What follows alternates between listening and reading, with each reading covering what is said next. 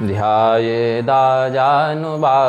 धृतशरधनुसम्बद्धपद्मासनस्थं पीतं वासो वसानं नवकमलदलस्पर्धिनेत्रं प्रसन्नं वामाङ्कारूढसीतामुखकमलमिलल्लोचनं नीरदाभं नानालङ्कारदीप्तं दधतमुरुजटामण्डलं रामचन्द्रम्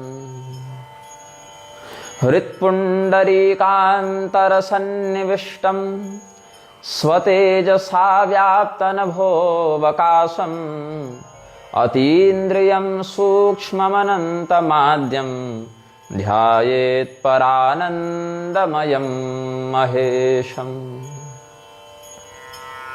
उद्भवस्थितिसंहारकारिणीं क्लेशहारिणीं सर्वश्रेयस्करीं सीतां नतोऽहं रामवल्लभां पाशाङ्कुशफलां भोजपाणिं पातालतुण्डिलं वीरं विघ्नेश्वरं वन्दे गजवक्त्रं त्रिलोचनम् ध्येयः सदा सवितृमण्डलमध्यवर्ती नारायणः सरसिजासनसन्निविष्टः केयूरवान् मकरकुण्डलवान् किरीटी हारी हिरण्मयवपुर्धृतशङ्खचक्रः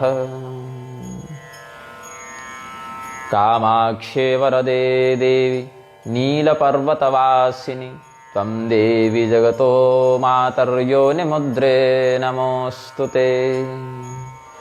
यद्यपि प्रथम दुख पावै रोवै बालधीर व्याधिनासहित जननी गणति न सो शिशुपीर। तिमि रघुपति निज दास कर हरहि मान हित लागी तुलसीदास ऐसे प्रभु ही कस न भजहु भ्रम त्यागी। हम श्री काकभूषुंडी गरुड़ संवाद पर सत्संग कर रहे हैं। राम कृपा आपनि जड़ताई कहूँ खगेश सुनहु मन लाई। जब जब राम मनुज तनु धरहि भक्त हेतु लीला बहु करहि।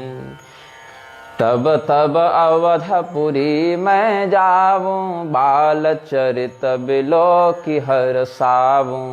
जन्म महोत्सव देखूं जाई बरस 5 तह रहूं लो भाई। श्री काकभूषुंडी जी महाराज अपना भाव गरुड़ जी के समक्ष व्यक्त करते हैं कि भगवान की कृपा कैसे मुझ पर हुई और मैं कैसे मूर्खता के कारण बार बार माया के मोह में फंसता रहा वो बता रहा हूं। श्री रामचंद्र जी जब जब जिस जिस कल्प में मनुष्य शरीर को धारण करते हैं और नरलीला करते हैं, अवधपुरी में जब अवतार लेते हैं तब तब हम वहां पर पहुंचते हैं, उनका जन्मोत्सव देखते हैं, उनकी बाल लीलाओं का आनंद लेते हैं। रामानुकूलतां वच्मि जाड्यं स्वं खगनायक यदा यदा हि लोकेऽस्मिन् भक्तानां हितकाम्यया नरानुकारिणीं लीलां करोति भगवान हरि। और क्या होता है, 5 वर्ष तक मैं भगवान की बाल लीला का अवलोकन करता हूँ। जन्म महोत्सव देखूं जाई बरस 5 तह रहूं लो भाई। इष्ट देव मम बालक रामा स्वभाव पुष कोटि सत कामा। निज प्रभु वदन निहारी निहारी लोचन सुफल करऊं उरगारी। लघु बायस वपुधरि हरि संगा देख्यूं बाल चरित बहुरंगा। 5 वर्ष तक भगवान की बाल लीला का हम वहां अयोध्या धाम में रहकर नित्य आनंद लेते हैं। हमारे इष्ट देव कौन है? बालक स्वरूपी श्री रामचंद्र जी, बच्चे वाले रूप में जब राम जी हैं वो वाला स्वरूप हम बड़ा चाहते हैं। मतलब भगवान के तो अनेकानेक रूप हैं, भगवान बच्चे हैं, भगवान किशोर हैं। किशोरावस्था के आगे तो शारीरिक परिवर्तन नहीं होता, लेकिन वनगमन कर रहे हैं या विवाहकालीन स्वरूप है या उधर से युद्ध में पराक्रमी वाला प्रचंड स्वरूप है या राजाभिषिक्त स्वरूप है या यज्ञ दीक्षाभिषिक्त स्वरूप है, अलग अलग स्वरूप है भगवान के। लेकिन हमें कौन सा रूप पसंद है? तो इष्ट देव मम बालक रामा ममाभीष्ट प्रदो रामः कोटि मन्मथ सुंदरः पश्यं तस्य मुखं चक्षुः करोति सफलं खग निरीक्षे विहरं तेन तद्बाल चरितानि च। तो छोटा सा कौवा बनकर, कौवे का छोटा रूप धारण करके, और भगवान भी बाल रूप में है तो हम भी बाल काक का रूप धारण करके भगवान के साथ बहुत प्रकार से क्रीड़ा करते हैं और भगवान के अद्भुत बाल चरित्र का आनंद लेते हैं। लरिकाए जहाँ जहाँ फिरहीं तहाँ तहाँ संग उड़ाऊं, जूठन परई अजिर महा सो उठाई करि खाऊं। एक बार अतिशय सब चरित किए रघुबीर, सुमिरत प्रभु लीला सोई पुलकित भयउ शरीर। भगवान लड़कपन में, बालपना में बच्चे के समान जब बाल लीला करते हैं तो भगवान जहाँ जहाँ जाते हैं, जहाँ जहाँ खेलते हैं, वहीं वहीं हम उड़ते हुए उनके साथ जाते हैं। भगवान जब कुछ खाते हुए दौड़ते हैं, बच्चा है ना तो बाल लीला करेंगे तो बच्चे तो एक जगह बैठकर खाते नहीं हैं। हालांकि दौड़ दौड़ कर खाना अशास्त्रीय है, लेकिन बालक के 5 वर्ष तक के कृत्य शास्त्र या अशास्त्र की कोटि में नहीं आते हैं, वो बाल चरित्र की कोटि में आते हैं, क्योंकि उसको उतना विवेक नहीं होता या उतना उसके अंदर संयम नहीं होता। तो भगवान भी उसी रूप में उस लीला का आस्वादन लोगों को कराते हैं कि जिस रूप में है वैसे ही व्यवहार करेंगे भगवान। तो भगवान भी बाल लीला करते हुए जब इधर उधर हंसते हुए ठुमुक ठुमुक दौड़ते हैं और भगवान अपने हाथ में जो फल या मिठाई जो भी है उसको इधर उधर कहीं गिरा देते हैं, तो काकभूषुंडी जी भगवान के आंगन में पड़े हुए उसी दिव्योच्छिष्ट प्रसाद का भक्षण करते हैं। अब भगवान के साथ जो अनुभव है, जो संस्मरण है या जो आनंद लाभ काकभूषुंडी जी का है वो बताते हैं। शृणुस्व रामस्य कथां च दिव्यां संजीवनीं भक्त जनस्य नूनम। भगवान श्री रामचंद्र जी की उस कथा का श्रवण करो हे गरुड़ जी, जो भक्त जनों के लिए संजीवनी बूटी के समान है। कहई भूषुंड सुनहु खगनायक, रामचरित सेवक सुखदायक। नृप मंदिर सुंदर सब भांति, खचित कनक मणि नाना जाति। बरनि न जाई रुचिर अंगनाई, जहाँ खेलहि नित चारिउ भाई। बाल विनोद करत रघुराई, विचरत अजिर जननी सुखदाई। काकभूषुंडी जी भगवान की कथा बताते हुए कहते हैं कि राजा दशरथ का महल बड़ा सुंदर, बड़ा अनुपम, सर्वत्र स्वर्ण रजत मणि माणिक्य इत्यादि का बहुत सुंदर काम किया हुआ है। भगवान का जो आंगन है, भगवान का जो अजिर प्रांगण है, उसका किसी भी प्रकार से हम वर्णन नहीं कर सकते। वो जो देखेगा वही अनुभव कर सकता है कि उसकी क्या शोभा है। बाहर से हम उसकी शोभा का, सौंदर्य का वर्णन कर भी दें तो वो शब्दातीत सौंदर्य हम कैसे बताएं। तो जो देख पाएगा वही कुछ अनुभव कर पाएगा। भगवान अपने बाकी तीनों भाइयों के साथ, मतलब भगवान को मिला दे तो चारों भाई आपस में वही क्रीड़ा करते हैं और उनकी माताएं दूर से खड़ी होकर उस बाल लीला का आनंद लेती हैं। और भी जो महल में रहने वाले अन्य सौभाग्यशाली जन हैं वो भगवान के उस बाल लीला का आनंद लेते हैं। मरकत मृदुल कलेवर श्यामा, अंग अंग प्रतिछवि बहु कामा। नवराजीव अरुण मृदु नयना, पदज रुचिर नख शशि दुति हरना। ललित अंक कुल सादिक चारी, नुपुर चारु मधुर रवकारी। चारु पुरुट मन रचित बनाई, कटिकिंकिनी कल मुखर सुहाई। भगवान का सौंदर्य वर्णन करते हैं काकभूषुंडी जी। भगवान कैसे मरकत मणि के समान हरित श्याम वर्ण के हैं, कोमल शरीर के हैं। एक एक अंग को देखो तो लगता है करोड़ों कामदेवों की शोभा इसके सामने फीकी है। भगवान के चरण कमल नवीन प्रफुल्लित, बिल्कुल सूर्योदय के समय जो नया नया कमल खिला है उसकी लालिमा के समान लाल हैं। भगवान की अंगुलियां, भगवान की अंगुलियों में छोटे छोटे नाखून ऐसे लगते हैं जैसे साक्षात चंद्रमा प्रकाशित हो रहा है, बल्कि चंद्रमा कम प्रकाशित है, यही ज्यादा सुंदर और आह्लादक हैं। भगवान के तलवे में, पैर के नीचे वज्र, अंकुश, ध्वजा, कमल ये सब चिन्ह हैं। नूपुर माताओं ने पहना दिए हैं। तब भगवान जब चलें, जब दौड़ें तो नूपुर बड़ा सुंदर झंकार करते हैं। उनके उदर पर 3 रेखाएं हैं, नाभि गहरी है, सुंदर है, दक्षिणावर्त नाभि, एक अच्छा शुभ शकुन स्त्रियों और पुरुषों के शरीर में माना जाता है। विशाल वक्षस्थल है अपनी अवस्था के अनुरूप, और उस पर भगवान के बड़े सुंदर बाल लीला के लिए अनुकूल वस्त्राभूषण सुसज्जित हैं। तो कहते हैं इंद्रनील मणिश्यामम कोमलाकृतमव्ययम कोटिमन्मथ लावण्यम सुंदरम रघुनंदनम ससद्युति हरेणापि पाद पद्मेन शोभितम। फिर भगवान के कमर में मणि से रचित करधनी बांध दी गई है, उसका वर्णन करते हैं। शंखं च चक्रं कुलिशं च पद्मं चिह्नानि सर्वाणि पदारविन्दे नितम्ब बिम्बं रघुनायकस्य सूत्रेण नद्धं मणिचित्रितेन अरुणपाणिनखकरज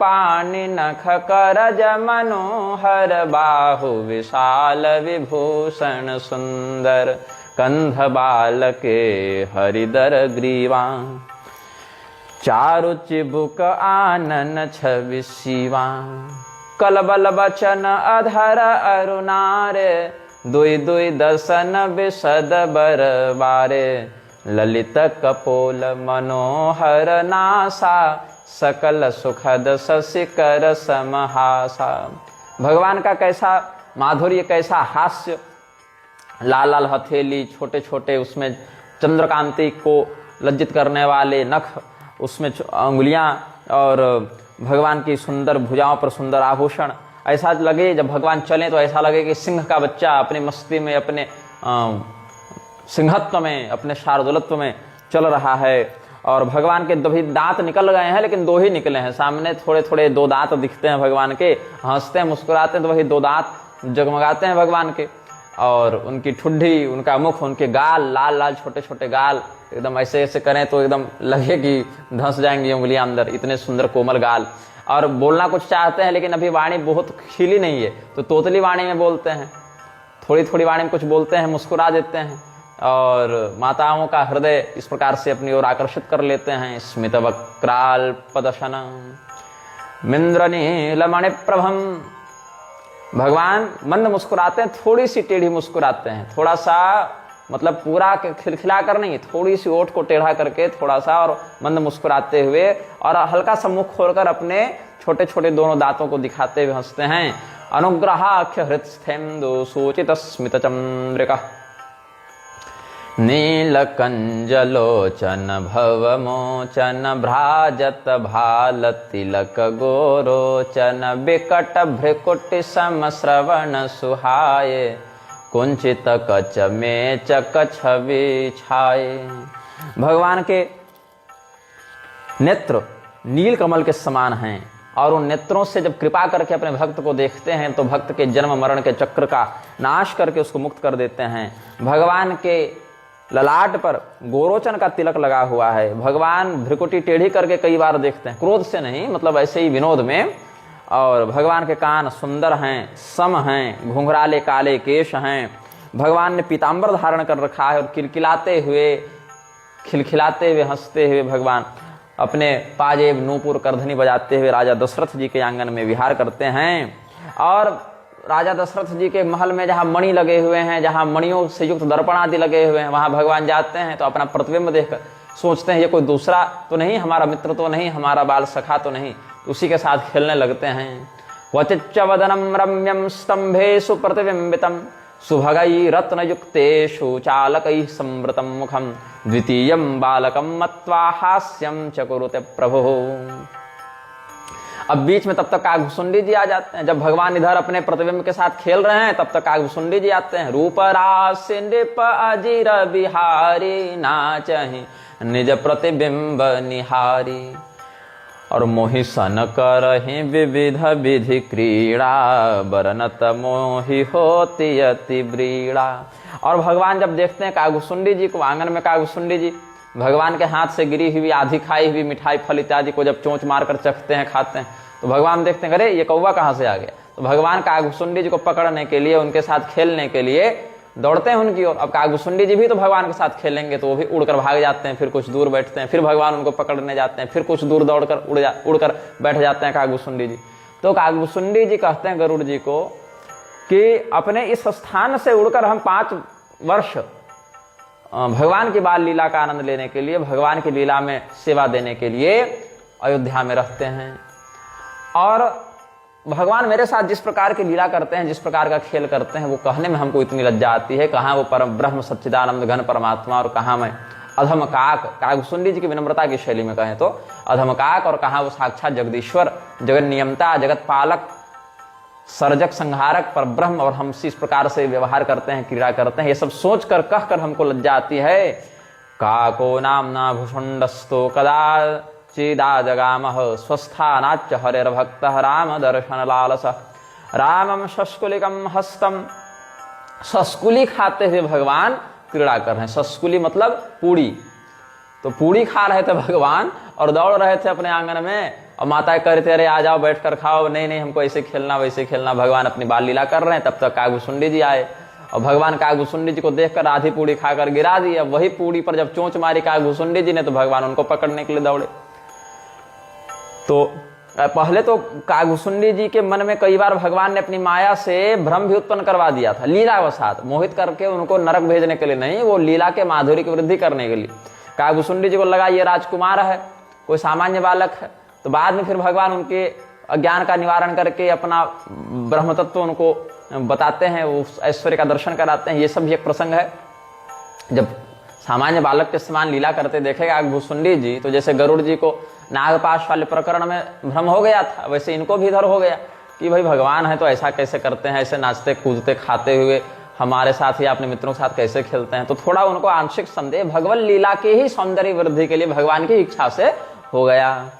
तो काको नामना भूषुंडस्तु कदाचिदा जगामः स्वस्थानाच्च हरेर्भक्तः राम दर्शन लालसः रामं शस्कुलिकं हस्तं खादन्तं च पुनः पुनः तम दृष्ट्वा बालकं काको इति संदिग्धमानसः कथमेष परब्रह्म वेदे न परिगीयते। उनको संदेह हो गया कि भाई वेद जिन परब्रह्म का निरूपण करते हैं वो ये कैसे हो सकते हैं। जैसे सती जी को हुआ, जैसे गरुड़ जी को हुआ, वैसे इनके मन में भी ऐसा संदेह हो गया। आवत निकट हसहि प्रभु भाजत रुदन कराही। और कागभूषुंडी जी अगर कई बार कुछ ज्यादा दूर चले गए या छत में बैठ गए तो भगवान रोने लगते हैं, वो कौवा पकड़ के लाओ मुझे उसके साथ खेलना है। तो भगवान फिर कागभूषुंडी जी को अपने रुदन हठ से वापस बुला लेते हैं। जावो समीप गहन पद फिर फिर चित है पराही। और जब कागभूषुंडी जी आते हैं तो भगवान कहते हैं हमको पकड़ के दिखाओ, और भगवान दौड़ते हैं कागभूषुंडी जी इनके पीछे पीछे। कई बार कागभूषुंडी जी भागते हैं, भगवान उनके पीछे पीछे। तो आवत निकट हसहि प्रभु भाजत रुदन कराही जाव समीप गहन पद फिर फिर चित ही पराही। कागभूषुंडी जी चाहते हैं कि हम इनके चरणों का थोड़ा स्पर्श करके धन्य हो जाए, तो भगवान भागने लगते हैं। प्राकृत शिशु इव लीला देख भयउ मोहि मोह कवन चरित्र करत प्रभु चिदानंद संदोह। अब ऐसा हमारे मन में जैसे ही आया वैसे ही गरुड़ जी भगवान की माया हमारे ऊपर हावी होने लगी। हालांकि बाकी लोग जब माया से मोहित होते हैं तो बहुत कष्ट पाते हैं, विषय वासना में फंस जाते हैं। भगवान की कृपा से हमको उस माया से कोई कष्ट तो नहीं हुआ और संसार में फंसना भी नहीं पड़ा उस माया के कारण।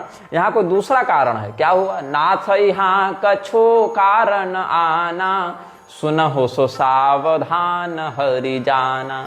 हे हरियान, भगवान के वाहन है ना, यान है ना, तो हे भगवान विष्णु के वाहन, हे हरियान, आप सावधान होकर उस रहस्य को सुने जो हमें यहाँ अनुभव हो रहा है। ज्ञान खंड एक सीताबर माया बस्य जीव सचराचर माया ते प्रबला राम जया जातमिदं जगत।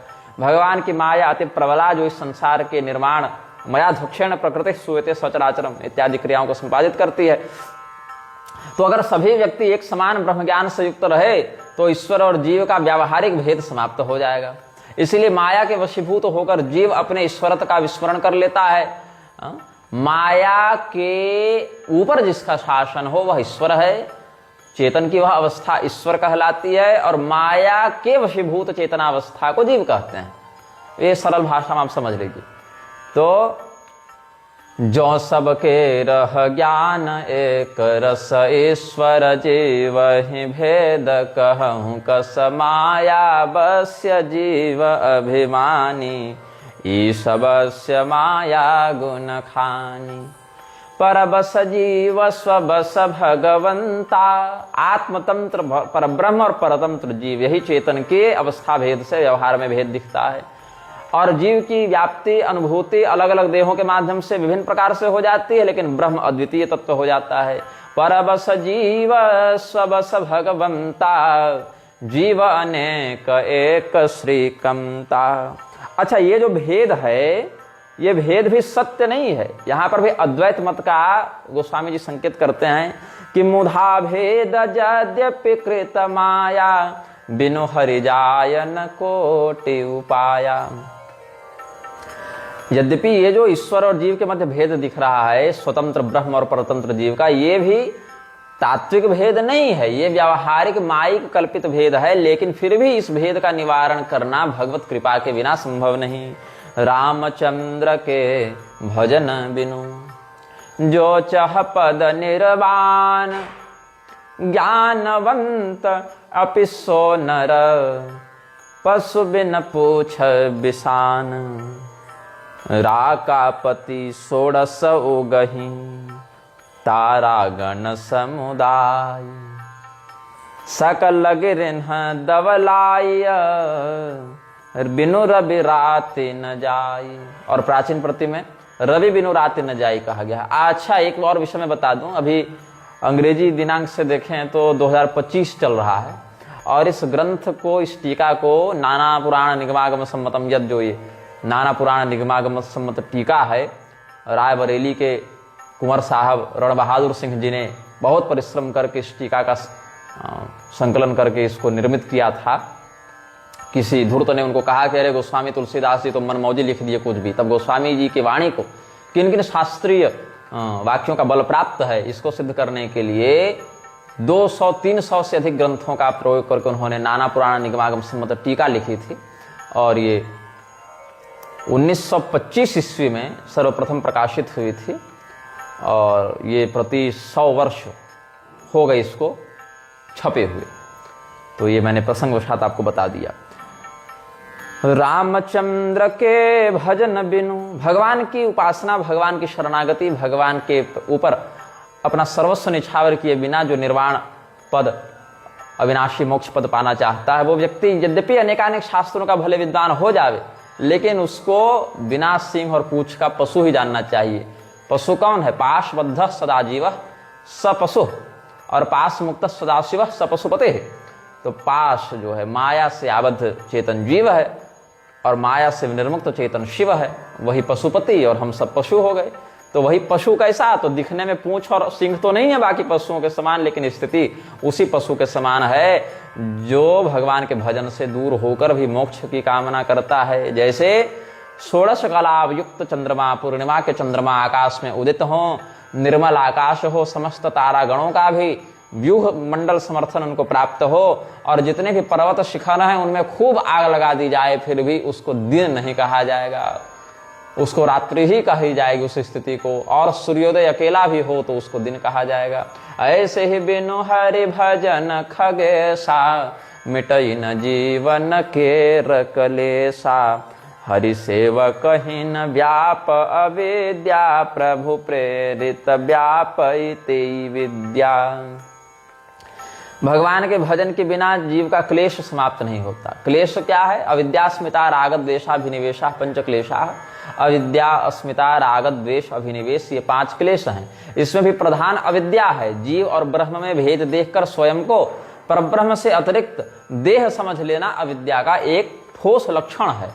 और अविद्या जो है उसी के कारण बाकी अस्मिता राग द्वेष अभिनिवेश इत्यादि क्लेश होते हैं। यदि अविद्या का ही नाश हो जावे तो बाकी क्लेश भी व्याप्त नहीं हो सकते।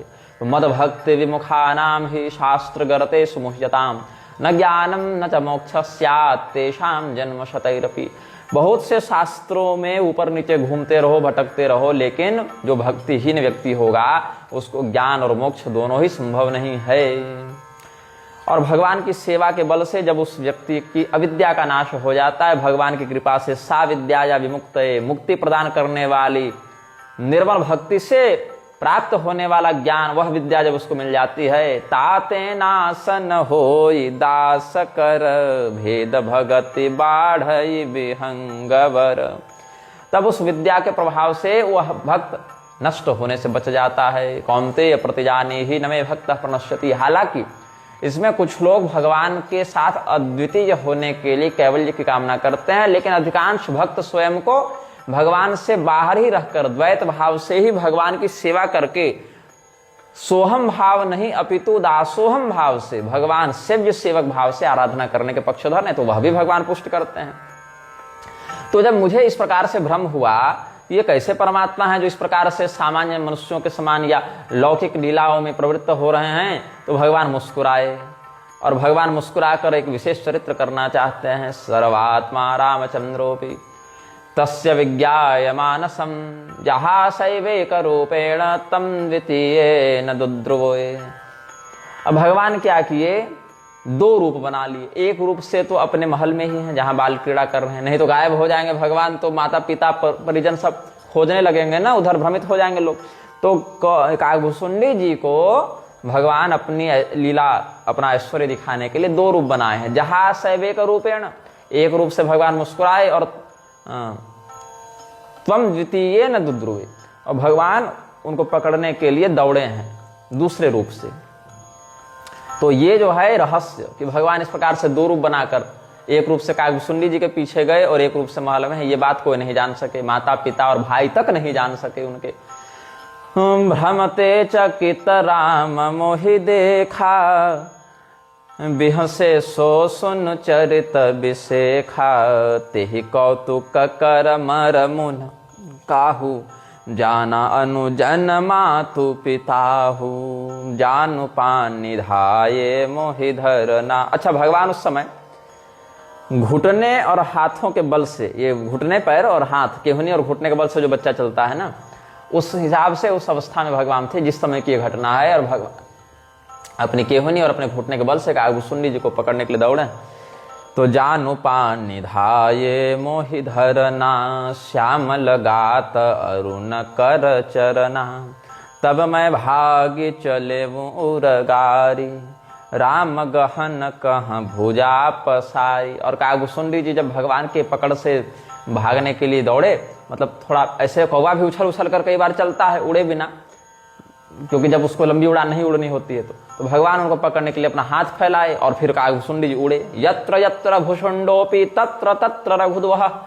अब एक लीला क्या हो गई कि भूषुंडी जी जितनी दूर जावे भगवान का हाथ बस उनको अपने पीछे ही लगा दिखाई पड़े। तब मैं भाग चले वो उरगारी, राम गहन कह भुजा पसारी, जिम जिम दूरी उड़ाऊं आकाशा, तह हरि भुज देखूं निज पासा।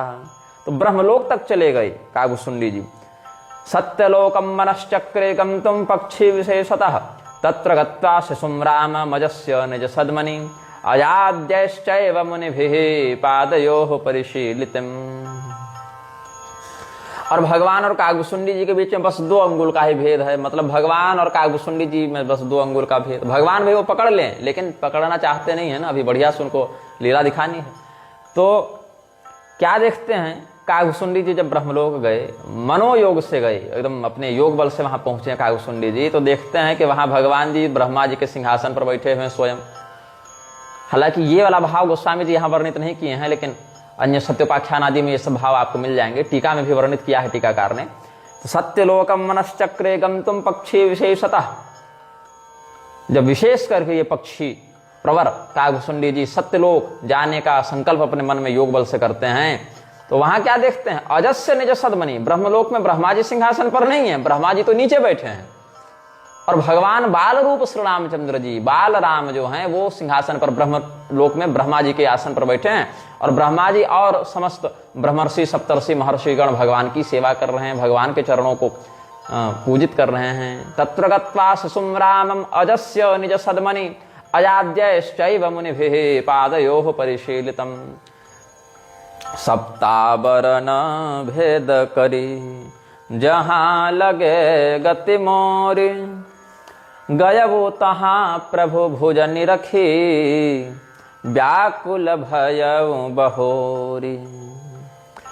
सप्तावरण का भेद करके जहां तक कागभूषुंडी जी जा सकते हैं वहां तक गए, लेकिन वहां भी भगवान का हाथ इनको अपने पीछे लगा दिखाई दिया। सप्तावरण, आप पृथ्वी पर हैं तो आप भूलोकवासी लोगों के लिए 7 प्रकार के आवरण होते हैं। यहां पर पृथ्वी को केंद्र मानकर अगर गणना करें तो भू केंद्र से ब्रह्म तत्व तक, यद्यपि ब्रह्म तत्व तो सर्वव्यापी है और एक देशस्थ नहीं है कि वहां है तो यहां नहीं, यहां है तो वहां नहीं, ऐसा नहीं है, लेकिन फिर भी ब्रह्मपद और संसारस्थ बद्ध जीव के मध्य 7 आवरणों की बात दार्शनिक पक्ष मानता है, जिसमें पृथ्वी में तो आप हैं ही, इसके अलावा जल, वायु, अग्नि, आकाश, अहंकार, महत्त्व और अव्यक्त प्रकृति, ये 7 आवरण होते हैं। तो सप्तभू विवरान काकः गताराम भयाद्रुतम पृष्ठभागे निरीक्षण स धावमानो रघुत्तमम्। अब सप्तावरण का क्या अर्थ है, इस पर मतभेद है। सप्तावरण में तो जल, अग्नि, वायु, आकाश, अहंकार, महत्त्व और अव्यक्त प्रकृति, ये 7 आ जाते हैं। लेकिन भू विवरान का कह, ये जो श्लोक है यहाँ पर, उसमें अतल, वितल, सुतल, तलातल, महातल, रसातल, पाताल, ये 7 पृथ्वी तलस्थ लोकों की बात है। क्योंकि उधर सत्यलोक तक ऊपर के 7 भुवन गए थे, तो नीचे के भी 7 भुवन, मतलब 14 भुवन तक कागभूषुंडी जी भटके, लेकिन कहीं भगवान के हाथ से उनका पीछा नहीं छूटा। ये कहना है अर्थ। मुदेवु नयन त्रसित जब भयवु, पुनिचितवत कोसलपुर गयवु, एवं निरीक्षरामं तो न कुतश्चित् गतिः खगः, भूलोकं पुनराविश्य चात्मानं ददृशे खगः। मुदेवु नयन त्रसित जब भयवु, पुनिचितवत कोसलपुर गयवु, मोहि बिलोकी राम मुस्काहि, मोहि बिलोकी राम मुस्काहि, बिहसत तुरत गयहु मुख माहि। अच्छा, हमको वहां इस प्रसंग से मार्कंडेय जी का स्मरण हो गया। जैसे भृगुवंशी मार्कंडेय जी महाराज भी भगवान नारायण की उस लीला में जब बाल मुकुंद भगवान का दर्शन करते हैं तो उसके श्वास प्रश्वास, जब भगवान उनके श्वास से आकर्षित होकर उनके अंदर प्रविष्ट हो जाते हैं, तावच्छिशोरो वैश्वसितेन भार्गवः स्वन्तः शरीरम मसको यपाविशत, मसको यथाविशत। हाँ, मच्छर के समान भगवान मार्कंडेय जैसे श्री बाल मुकुंद नारायण के, बाल नारायण के अंदर श्वासाकर्षित होकर प्रविष्ट हो जाते हैं, वैसे ही भगवान जब कागभूषुंडी जी 14 भुवन में थक गए तो वापस जहां से टेक ऑफ किए थे वहीं पर लैंड कर गए, वहीं पर अयोध्या जी पहुंच गए। वहां भगवान उनको देखे, मुस्कुराए और जैसे हंसे वैसे ही श्वास ली और भगवान के अंदर कागभूषुंडी जी चले गए। अब अंदर क्या है तो अंदर देखिए, उदर माझ सुनु अंडज राया, देखे वो बहु ब्रह्मांड निकाया। जो हाल उधर मार्कंडेय जी का था वही हाल इधर इनका हो गया। तत्रापदोन्यस्तम चष्ट कृत्स्न सो, यथाशुरा गुह्यदति वस्मितः, खम्रोदशी भगणान अद्रिसागरान, द्वीपान सवर्षान कुभः सुरासुरान। यहाँ पर हमको श्लोक त्रुटि लग रही है, मूल भागवत में देखना पड़ेगा क्या इसका शुद्ध श्लोक है। वनानि देशान सरितः पुराकरान, खेटान व्रजानाश्रम वर्णवृत्तयः, महान्ति भूतां यथ भौतिकान्यसौ, कालं च नाना युगकल्प कल्पनं, यत् किंचिदन्यत् व्यवहार कारणं, ददर्श विश्वं सदिवावभासितम्। 100 वर्ष प्राचीन प्रति है तो कहीं अक्षर में टंकन त्रुटि हो जाती है, और मूल श्लोक से आप सब ग्रंथ से देख लेंगे, मार्कंडेय प्रसंग इत्यादि से भी। भाव यह है कि भगवान के अंदर एक नया ब्रह्मांड उन्होंने देखा, फिर दूसरे वहां पर उस ब्रह्मांड के परिधि पार के तो दूसरा ब्रह्मांड देखा। मतलब भगवान के अंदर ही अनंत ब्रह्मांड का, मतलब उसकी कोई निश्चित संख्या नहीं है। देखे बहु ब्रह्मांड निकाया, एक ब्रह्मांड दिखा, फिर दूसरा दिखा, फिर तीसरा दिखा। उतने उतने ब्रह्मांडों के उतने उतने त्रिदेव, उतने उतने लोकपाल दिक्पाल, उतने तीर्थ, उतने पर्वत, उतने नदी, उतने सप्तर्षि, मतलब सब कुछ अनंत मात्रा में उन्होंने देखा। कहने का भाव ये है, कहीं भी कोई ऐसा नहीं कि यह सीमित हो गया। अनंत अनंत ब्रह्मा विष्णु महेश सूर्य चंद्रमा नक्षत्र ग्रह तारा पर्वत शिखर नर नाग मनुष्य किन्नर पशु पक्षी, मतलब जो यहां है वो सब कुछ आपको सर्वत्र भगवान के अंदर प्रतिष्ठित दिखा।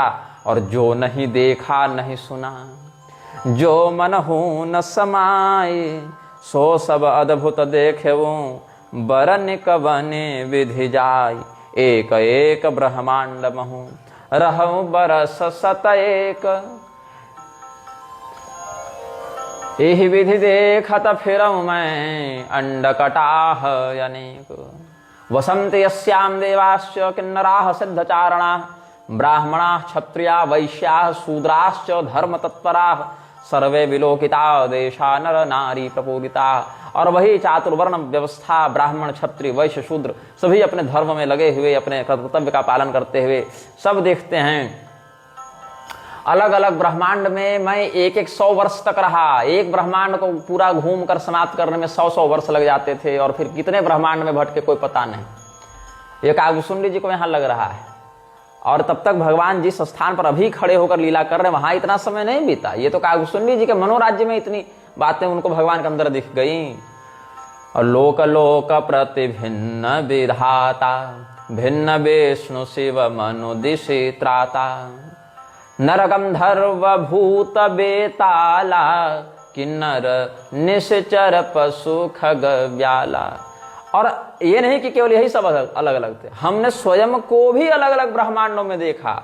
कागभूषुंडी जी और अनेक अनेक कागभूषुंडी को देख रहे हैं, अलग अलग कागभूषुंडी जी उनको मिल रहे हैं। अंडकोश प्रति प्रति निज रूपा, देखे मुझे नस अनेक अनुपा। और जो यहाँ नहीं देखा नहीं सुना वो सब दृश्य अद्भुत वहां देखे। और प्रत्येक ब्रह्मांड में अयोध्या जी का भी दर्शन हुआ, सरयू जी का भी दर्शन हुआ, अलग अलग दशरथ कौशल्या भरत लक्ष्मण शत्रुघ्न सब दिखे। और प्रत्येक ब्रह्मांड में राम जी का अवतार दिखा। वहां अलग अलग बाल लीलाएं चल रही हैं, वहां राम जी के साथ कोई कोई कागभूषुंडी वहां लीला कर रहे हैं। लेकिन एक वहां विचित्र बात क्या दिखी, भिन्न भिन्न मैं दिख सब, अति विचित्र हरि जान, अगणित भुवन फिरऊं प्रभु, राम न देखेवान। सब के सब अनंत कोटि में हैं, सब अलग अलग हैं, लेकिन राम जी हर सर्वत्र एक ही हैं। राम अद्वितीय तत्व हैं, 50 राम नहीं है। मतलब राम जी अगर 50 रूप में हैं भी तो एक ही स्वयं को 50 बना लिए हैं। मतलब राम जी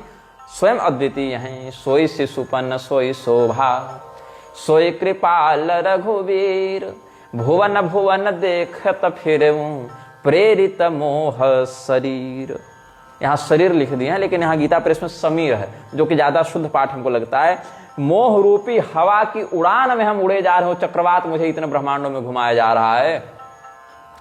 तो ऐसे ऐसे हमको ऐसा प्रतीत हुआ मानो 100 कल्प तक हम केवल घूम ही रहे हैं क्या, ऐसा उनको लगा। 100 कल्प बीते नहीं है इधर, लेकिन उनको ऐसा अनुभव हो गया बैठे बैठे, मतलब उसी समय उस स्थिति में कि हम 100 कल्प तक अनंत ब्रह्मांडों में घूम कर आए। और भ्रमतमो ही ब्रह्मांड अनेका, बीते मनहु कल्प सत एका। फिर घूमते घूमते किसी ब्रह्मांड में मुझे अपना आश्रम मिला, वहां पर कुछ समय में रहने लगा। जैसे वो पुष्प भद्रा नदी के तट पर बैठे हुए थे ना मार्कंडेय मुनि, तो उनको किसी ब्रह्मांड में अपना वही आश्रम दिखा, फिर वहीं बैठे। तो उनको लगा मेरा ये सपना था ये टूट गया, जबकि वो भी उसी लीला के अंतर्गत, वो माया के अंतर्गत देख रहे थे। हिमालयम पुष्प वहां ताम नदीम निजाश्रमम तत्र ऋषि न पश्यत। तो मार्कंडेय मुनि वाला ही यहाँ भी हो गया इनके साथ। निज प्रभु जन्म अवध सुनि पायऊ, निर्भर प्रेम हरसि उठि धायऊ, देखेऊ जन्म महोत्सव जाई, जिहि विधि प्रथम कहा मैं गाई। फिर वहां सुनने में आया कि हमारे इष्टदेव भगवान का अवतार अयोध्या में हो गया है, जन्मोत्सव मनाया जा रहा है। हम दौड़कर फिर वहां पहुंचे, वही सब दिव्य आनंद हुआ जो पहले बताते आ रहे हैं। अब फिर हमने मतलब ऐसे देखें तो इस वास्तविक काल चक्र में 2 ही घड़ी बीते थे, मतलब आज के कालमान में कहें तो लगभग 5 घंटा से थोड़ा सा अधिक, लेकिन उनको वहां अनुभव हो गया कि हम 100 कल्प तक ऐसे घूम रहे हैं। फिर मैं बहुत व्याकुल हो गया, बिल्कुल मोहित होकर मेरी बुद्धि एकदम थक गई, एकदम सरदर्द होने लगा, एकदम मैं बेचैन हो गया। तब देख कृपाल विकल मोहि बिहसे तब रघुबीर, बिहसत ही मुख बाहिर आयऊ सुनु मति धीर, सोई लरिकाई मोसन करन लगे पुनि राम, कोटि भांति समुझावऊं मनु न लहई विश्राम। अब जब मुझे इस प्रकार से बेचैन देखा मेरे स्वामी ने, मेरे आराध्य ने, मेरे भगवान ने, तो हंसे फिर से एक बार, और जब दूसरी बार हंसे, एक बार हंसे तो अंदर चले गए थे काकभूषुंडी जी, दूसरी बार हंसे तो बाहर निकल गए, और फिर भगवान उसी प्रकार से हमारे साथ पूर्ववत बाल लीला करने लगे। वही तोतली वाणी, वही मधुर मुस्कान, वही भगवान का चंचल नृत्य, चंचल उतावलापन, इधर उधर नाचना, भाइयों के साथ, मित्रों के साथ, पशु पक्षियों के साथ, हम लोगों के साथ खेलना। और दृष्ट्वा दृष्ट्वा पुनर्दृष्ट्वा मोहितो हम बभूवः, विसस्मार तदा देहम गेहम च पतितो भुवि। बार बार ये सब बातें याद करके कि 100 कल्प तक तो हम अनंत ब्रह्मांड में घूम रहे थे, अचानक से यहाँ गिरे, 2 ही घड़ी बीती है, ये क्या लीला है। मैं सीधे भगवान के चरणों के पास अपने शरीर, अपने घर, अपना अस्तित्व सब भूल कर गिर गया। मुझे बचा लीजिए, त्राहि त्राहि जगन्नाथ राम त्रैलोक्य रक्षक, हे त्रिलोकीनाथ भगवान मेरी रक्षा कीजिए, हे श्री रामचंद्र जी मुझ पर कृपा कीजिए। ऐसा कह के जब मैं पूर्ण शरणागति उनके समक्ष निवेदित कर दिया, तब मस्तके तु करम तस्य रामो दध्रे दयान्वितः, जहार दुस्सहम दुखम दीनानाम परिपालक। उस काकभूषुंडी के मस्तक पर दिव्य हाथ भगवान ने अपना फेरा, अपनी कृपा बरसाई। प्रेमाकुल प्रभु मोहि बिलोकी, निज माया प्रभु तात बरोकी। भगवान ने अपनी माया को स्तंभित किया, काकभूषुंडी जी के माथे पर अपना सुंदर हाथ फेर कर उनको अपने शरण में ले लिया। शरण में तो पहले ही से थे, मतलब वो सब दूर कर दिया उनका जो वो व्यग्र भाव था। कर सरोज प्रभु मम सिर धरे, दीन दयाल सकल दुख हरे। और भगवान ने फिर सदैव के लिए मुझे अपनी माया से मुक्त कर दिया, मुझे मोह विनिर्मुक्त कर दिया। और तब से लेकर आज तक हम भगवान का नित्य निरंतर पूर्ण समर्पण और उल्लास के साथ भजन करते हैं, उनके नाम का जप करते हैं, उनकी आराधना करते हैं, उनकी कथा का गुणानुवाद करते हैं। और फिर भगवान बोले, हे काकभूषुंडी, आपके मन में जो इच्छा हो आप मांग लीजिए, जो आपके मन में हो। जब हमने स्तुति की तो भगवान क्या कहते हैं, सुनि सप्रेम मम वाणी, देख दीन निज दास, बचन सुखद गंभीर मृदु, बोले रमा निवास। काकभूषुंडी मागु बर, अति प्रसन्न मोहि जानी, अनिमादिक सिद्धि अपर रिधि, मोक्ष सकल सुख खानी। मांग लो काकभूषुंडी, जो तुम्हारे मन में इच्छा हो, अणिमा, लघिमा, गरिमा, महिमा, ऐसा वस्तु सिद्धि दे दें। और कोई विशेष शक्ति सामर्थ्य चाहिए कि हर प्रकार के दुख से निर्मुक्त होकर तुम परमानंद संदोह मोक्ष की कामना करते हो, या कोई विशेष ज्ञान, वैराग्य, विवेक, विज्ञान कुछ चाहिए, और कुछ अगर किसी ऋषि महर्षि के पास कोई दिव्य शक्ति हो या न भी हो, जो तुमको चाहिए तो मांग लो। आज तुम्हारे मन में जो भाव होगा हम सब कुछ पूर्ण करेंगे। काकेन प्रार्थितो रामस्तमूचे मंदया गिरा, भक्तस्य मोहनो भक्त्या तथा दीनम विलोक्य च। तो सुनि प्रभु वचन अधिक अनुरागे, मम अनुमान करन तब लागे। इसमें जितनी भी बातें हैं उसमें एक बात नहीं है, ये काकभूषुंडी जी ने अपने मन में विचार किया। रिद्धि, सिद्धि, ज्ञान, वैराग्य, विरक्ति, हाँ विज्ञान, सब भगवान बोल दिए, लेकिन एक चीज नहीं बोले हैं। तो प्रभु कह दे न सकल सुख सही। भगवान ने हर प्रकार का सुख, लौकिक, स्वर्गीय और परमानंद अनस्वर मोक्ष सुख भी देने की बात कही, लेकिन भक्ति आपनी दे न कही। अपनी भक्ति वाली बात तो इन्होंने कही नहीं कि मेरी भक्ति मांग लो। और भक्ति ही न गुण सब सुख कैसे, लवन बिना बहु व्यंजन जैसे। जैसे अनेकानेक पकवान बनाओ जो लवण युक्त पकवान हैं, वो नमक के बिना जैसे रसहीन प्रतीत होते हैं, वैसे ही समस्त गुण भक्ति से हीन होकर गुणहीन के ही समान हो जाते हैं। तो भजन हीन सुख कवने काजा, अस विचारी बोले मुख गराजा। शाकम तु यद्वल्लवणेन हीनम न शोभते सर्वगुणोपपन्नम। लवणेन भोज्यम वही है, शाकम तु यद्वल्लवणेन हीनम न शोभते सर्वगुणोपपन्नम। तो भक्तिहीन भजनहीन ऐश्वर्य समृद्धि और मोक्ष भी वैसा ही है जैसे नमक के बिना व्यंजन। यह विचार करके हे गरुड़ जी हमने कहा कि प्रभु आप सब बात तो कहे ठीक है, उसमें कोई आपत्ति विरोध नहीं, लेकिन जो प्रभु हो ये प्रसन्न बर देहु, मो पर करहु कृपा अरुणे हो। मन भावत बर मागौ स्वामी, तुम उदार उर अंतर जामी। मैं प्रसन्न चित्त वाले आप जो हमारे सामने प्रसन्न मुद्रा से खड़े हैं, ऐसे जगदीश्वर अभिष्ट वर प्रदाता से मैं यही मांगना चाहता हूं कि मेरे ऊपर कृपा और प्रेम कीजिए, मेरे ऊपर स्नेह बनाए रखिए। आप उदार हैं, हृदय के भाव को जानते हैं, इसलिए वाणी से कुछ निवेदन करना भी एक व्यर्थ परिश्रम ही है, लेकिन फिर भी आपके साथ जो मर्यादा व्यवहार है उसके अंतर्गत हम अपना विषय स्पष्ट करते हैं। अविरल भगति विशुद्ध तब, श्रुति पुराण जो गाव, जेहि खोजत जोगी समुनि, प्रभु प्रसाद को पाव। भगत कलपतरु प्रणत हित, कृपा सिंधु सुख धाम, सोई निज भगति मोहि प्रभु, देहु दया करि राम। आपकी वह अविरल अखंड निश्चल भक्ति जो एक बार मिले तो फिर दूर न जावे, जिसकी महिमा वेद पुराण इत्यादि गाते हैं, जिस भक्ति की खोज में बड़े बड़े ऋषि महर्षि भटकते रहते हैं, और जिस पर आपकी कृपा हो जाए कदाचित किसी किसी को वो भक्ति मिल जाती है। हे भक्त वांछा कल्पतरु, हे भक्तों की कामना को पूर्ण करने के लिए अनंत कल्प वृक्ष के समान समर्थ और उदार प्रभु, आप वही अपनी दुर्लभ अनुपमा भक्ति हमें प्रदान करें। यदि आपकी मुझ पर कृपा हो तो इसी वरदान से हमको आप धन्य करें। भो राम श्री महाभाग, भक्ति में देहि निश्चलाम, अनेन वान्य रूपेण सदा में हृदय वश।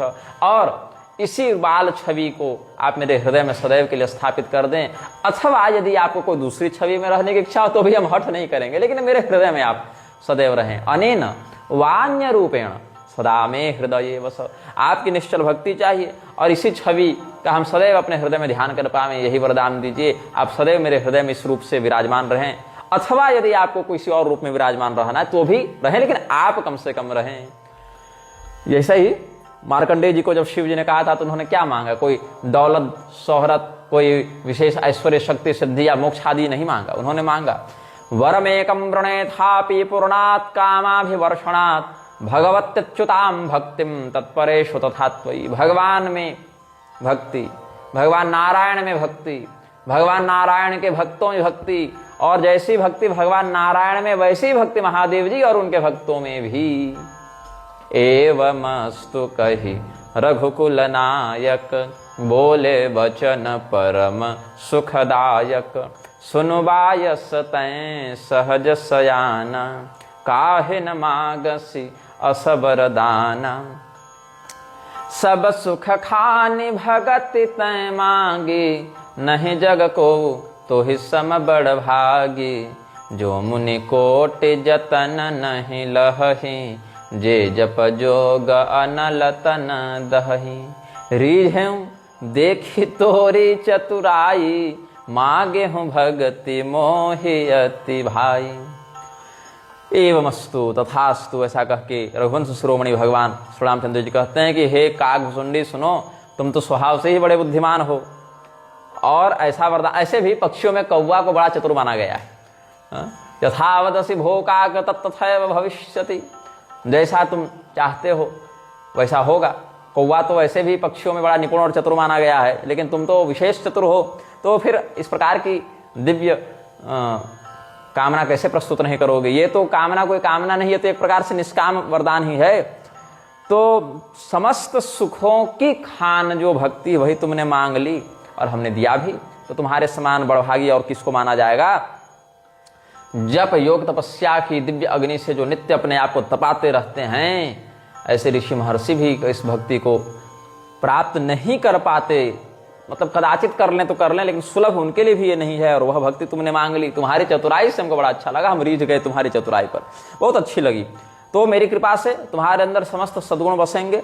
भक्ति, ज्ञान, वैराग्य, विज्ञान, योग, बल, हमारी जितनी लीलाएं हैं उनका रहस्य, उन लीलाओं का कारण, उन लीलाओं का पूर्वापर प्रसंग सब तुम हमारी कृपा से जान जाओगे।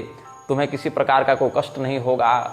माया संभव भ्रम सकल अब न व्यापी हहि तो ही, जाने सुब्रह्म अनादि अज अगुण गुना कर मोहि। मायया तव बंधो न भविष्यति कदाचन, आश्रमे तव माया न प्रभावम स्वं करिष्यति। मेरी कृपा से तुम्हारा कभी संसार में बंधन नहीं होगा, और जहां तुम रहोगे तुम्हारी इस तपस्थली, तुम्हारे उस आश्रम में भी माया का प्रवेश नहीं होगा।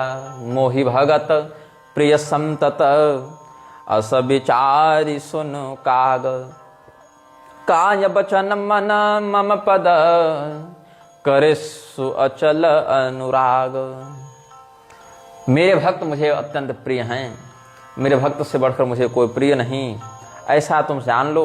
और कायिक, वाचिक, मानसिक सब प्रकार से तुम मेरा भजन करना, मेरे चरणों में प्रेम करना, अचल अनुराग, निष्कपट निश्चल प्रेम करना।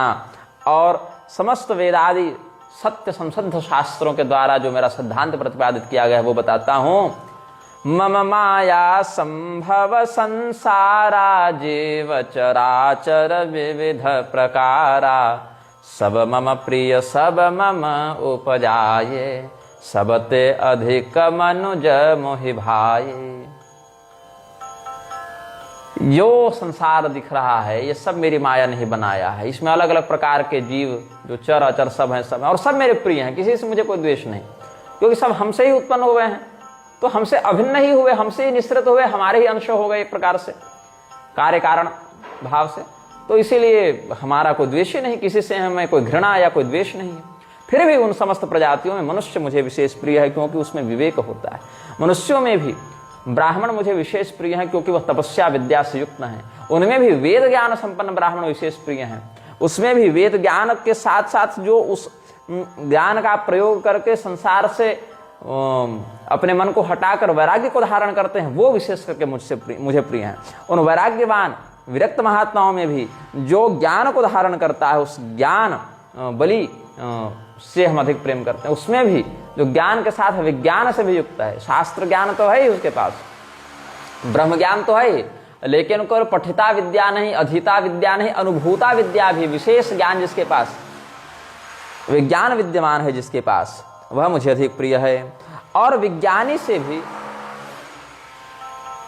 कुछ विकास कार्य चल रहा लगता है।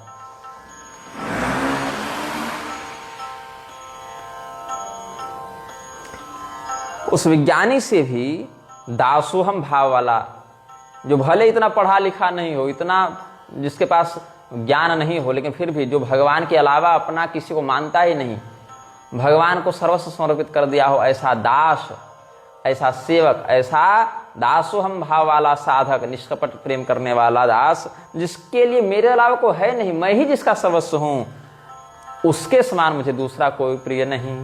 तिन्हमह द्विज द्विज मह श्रुतिधारी, तिन्हमह निगम धर्म अनुसारी।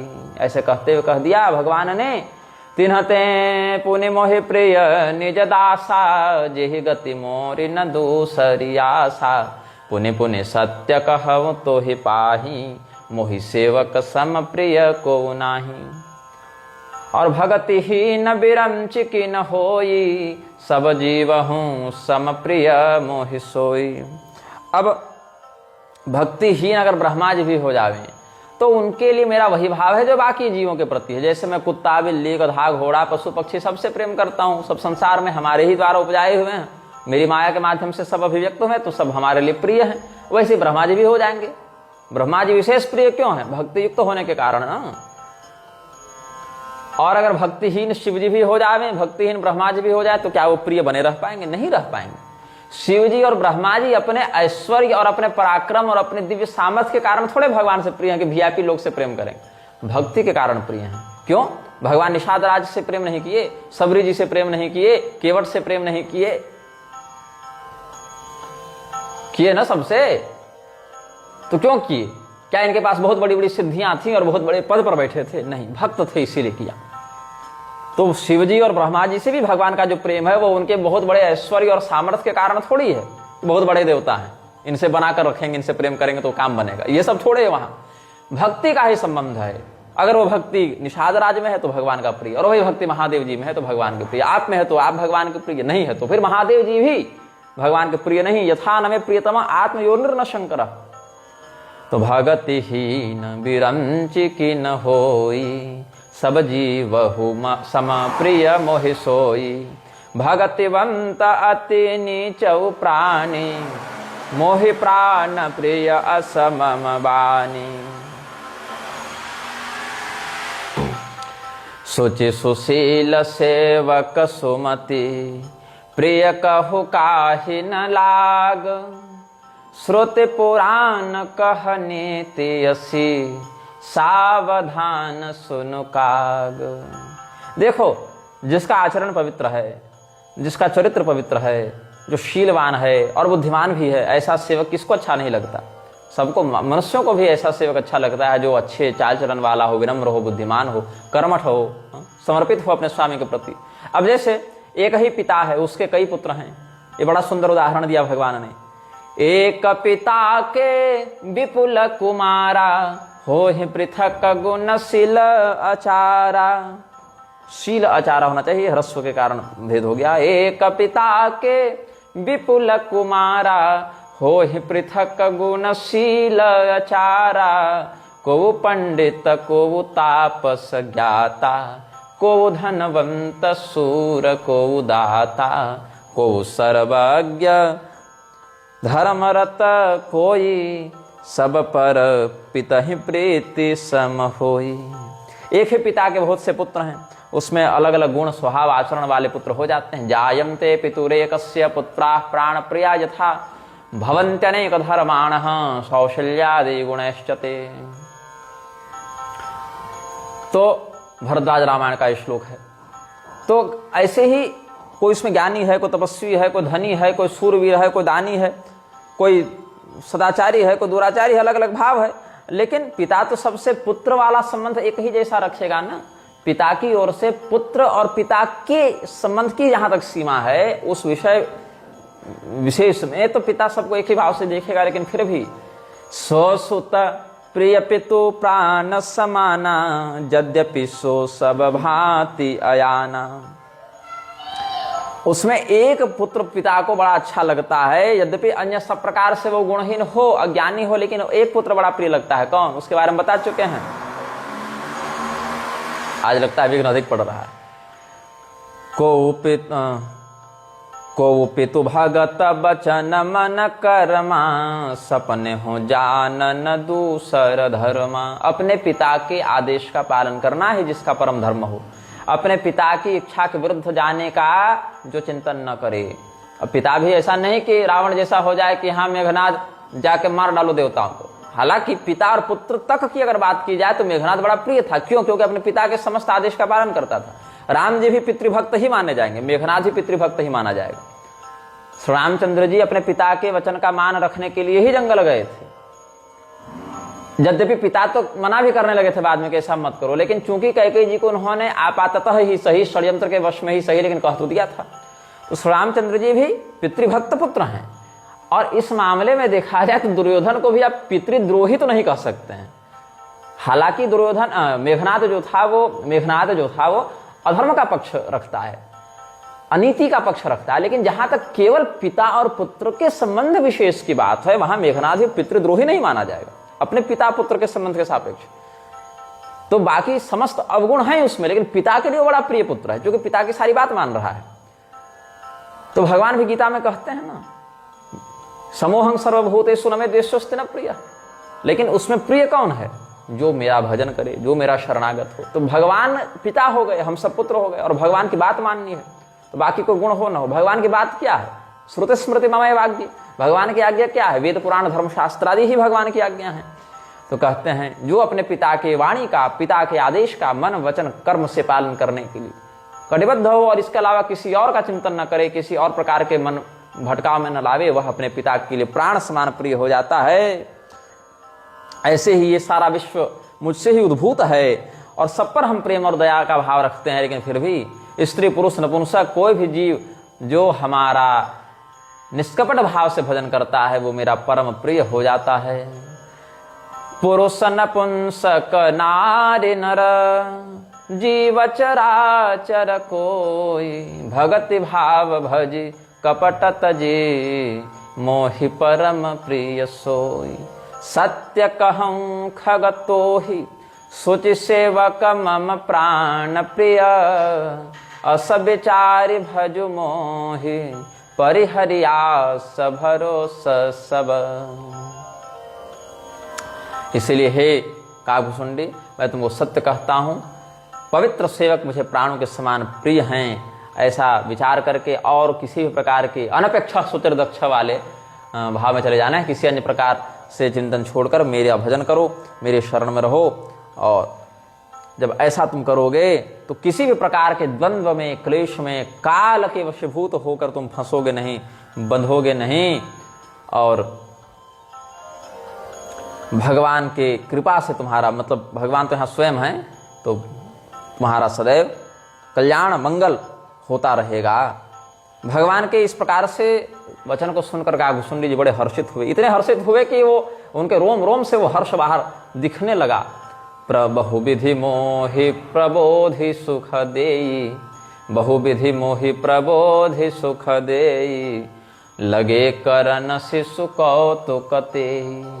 सजल नयन कछु मुख करि रूखा, चितय मातु लागी अति भूखा। अब भगवान इस प्रकार से कितना सुंदर ज्ञान, कितना सुंदर तत्व निरूपण कर दिए काकभुसुंडी जी के सामने।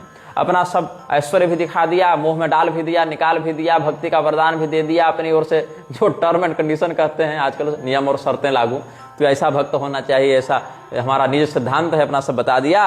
और फिर पुनः उस बाल लीला वाले परिवेश में भगवान आ गए और बालकों के खेल करते हुए नेत्रों में थोड़ा जल भरकर और मुंह थोड़ा लटका के अपनी माता की ओर देखे कि बहुत भूख लग रही है, कुछ बनाओ।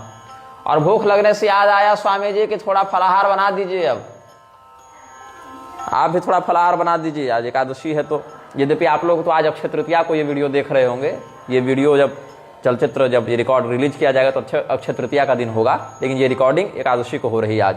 मतलब आज अंग्रेजी दिनांक से देखें तो 25 अप्रैल है, 24 अप्रैल है, 24 अप्रैल है, लेकिन ये आपको 30 अप्रैल को सुनने को मिलेगा ये अनुभाग 98। तो भगवान के इस प्रकार से भाव को माता समझ गई। प्रेमणाक्ष युग्मं च पुनर्वदनम हि विलोक्य च कंठे स्वकीये सा माता बालकम मिलति स्म, रामं स्वांगे निधायाथ लालयामास प्रेमतः। अब भगवान इस प्रकार से जब अपनी माता के प्रति क्षुधातुर मुद्रा से देखते हैं तो माताएं दौड़ती हैं, भगवान को उठाकर गले लगा लेती हैं, प्रेम से उनके लिए विविध प्रकार के रुचि के अनुरूप सब भोग उपस्थित कर देती हैं। भगवान बढ़िया भोग लगाते हैं, दूध पिलाने लगती हैं, जो दूध पीकर मन भर गया तो मिठाई खिलाने लगती हैं। इस प्रकार से अलग अलग भाव से भगवान की सेवा, भगवान का पालन पोषण करती हैं और भगवान से जुड़े हुए लीला चरित्रों का गान भी करती हैं। देखे मातु आतुर उठ धाई, कहि मृदु बचन लिए उरलाई, गोद राखी कराव पय पाना, रघुपति चरित ललित कर गाना। अब यहाँ से हम भगवान महादेव जी की ओर इस प्रसंग को अगले अनुभाग में ले जाएंगे। जैसे भगवान महादेव जी अशुभ वेश को धारण करके, चिताभस्म रमाकर, सर्प इत्यादि का आभूषण पहनकर, जे ही सुख लागे पुरारी, अशुभ वेश कृत शिव सुखद, अवधपुरे नर नारी, तेह सुख महो संतत मगन। जिस सुख के लिए सबको सुख देने वाले भगवान महादेव जी ने अशुभ वेश धारण किया, उस सुख को भगवान निरंतर अवधपुरी वासी नर नारियों को प्रदान करते रहते हैं। अब वो कौन सा सुख है, किस प्रकार से भगवान महादेव जी भी काकभुसुंडी जी से संबंधित है, ये सब अगले अनुभाग में हम आपको स्पष्ट करेंगे। थोड़ा बाहर अधिक निर्माण कार्य के कारण व्यवधान पड़ रहा है, तो इस अनुभाग को हम यहाँ पूर्ण करते हैं और फिर अगले अनुभाग से हम आगे की कथा आप सबों को पान करवाएंगे, श्रवण करवाएंगे।